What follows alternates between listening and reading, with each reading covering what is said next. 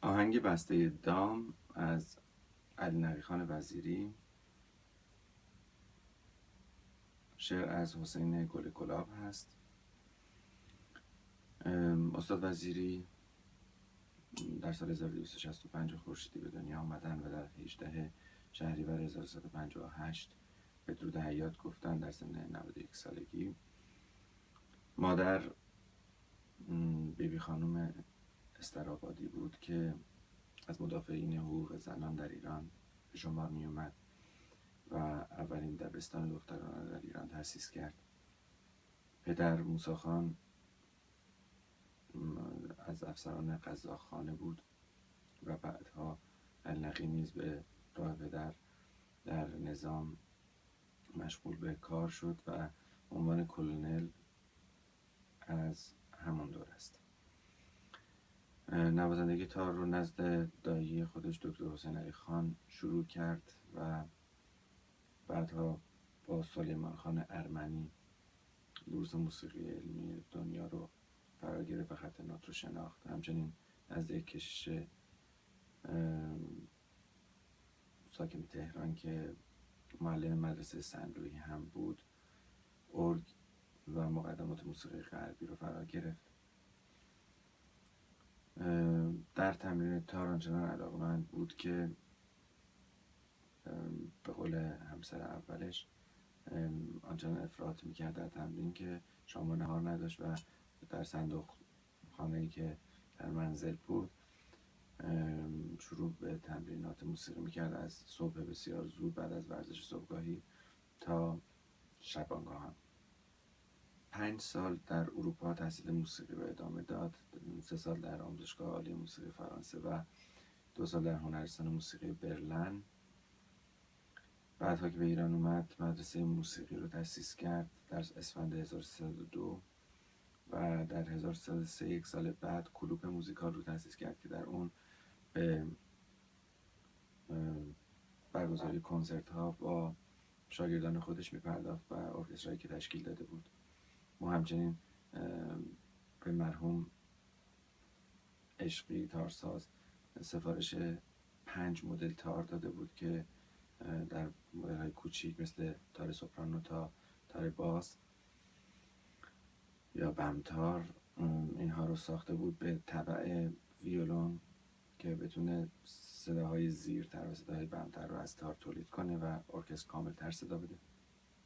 اون آوری‌های خیلی خاصی در گروه نوازی و یا ارکستر نوین موسیقی ایرانی ایجاد کرد و آهنگسازی زیادی هم انجام داد. از جمله قطعات خیلی مهم ایشون سمفونی نفت هست که در دوره استقلال نفتی ایران در دوران مصدق نوشته شده و اجرا شده توسط ارکستر رادیو. کتاب‌های مهمی هم نوشت که از جمله اونها اولین دستور برای تار و ستار هست که در 2 جلد در برلن به چاپ رسید. همچنین دستور ویولون و موسیقی نظری و کتاب هارمونی بر اساس رو به پرده در موسیقی ایرانی. از ابداعاتش تعدیل و مساوی کردن فواصل گام موسیقی ایرانی به 24 بخش که هر بخش به اندازه یک رو به پرده بود و اسمگذاری سوری و کرون برای نیم پرده رو به پرده بمتر یا زیرتر کردن. در موسیقی که رو به پرده بمتر کرون به حساب میاد و رو به پرده زیرتر سوری، که این دو لفظ سوری و کرون رو به حروف ابجد اگر محاسبه کنیم عددش برابر با عددی هست که از جمع علی نقی وزیری به دست میاد. از شاگردانش صبا خالقی، موسی معروفی، جواد معروفی، حشمت سنجری، عبدالعلی وزیری، خادم میثاق، حسین علی ملاح و فروتن راد میتوان نام برد. او 2 دوره ریاست هنرستان موسیقی رو هم بر عهده داشت و ریاست شورای عالی موسیقی رادیو رو در هنگام تأسیس رادیو در ایران به عهده گرفت. این تصنیف در دشتی لا که وابسته به شور ره هست نواخته میشه. میکرون داریم، سی بمول داریم، در بعضی جاها لا کرون هم استفاده میشه. اگر در نظر بگیریم وزن این قطعه 6/8 باشه، از سیاه نقطه دار اول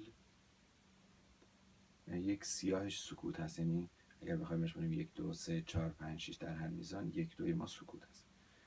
ره لا 1 2 ره لا سی سول سول لا ره دو لا ره دو لا، کوکمون هم دو سول ره، سی لا سول فا می ره می فا می سول فا می ره دو ره فا سول لا دو فا سول لا ره دو سی لا. لا کرون میشه لاس فا، دوباره لا بکار لا لا فا سول سی لا سول فا می ره می سول فا می ره دو ره، دوباره از فا سول لا دو تکرار میشه.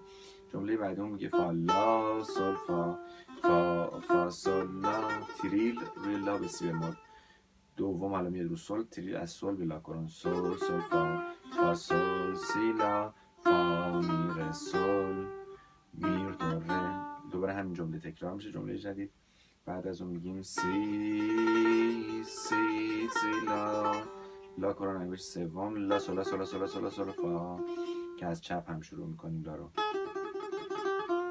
لا بکار لا لاس لا سول سول فا سول فا سول فا سول فا سول می، که این رو هم از چپ شروع میکنیم. ره سول لا سول می دو فا سول فا ره ره می فا سول لا سی لا سول فا می لا سول فا می ره فا سول فا ره. در انتها میتونیم ره رو گلیساندو بدیم به سمت پایین، با صورت 60 اجراش میکنیم.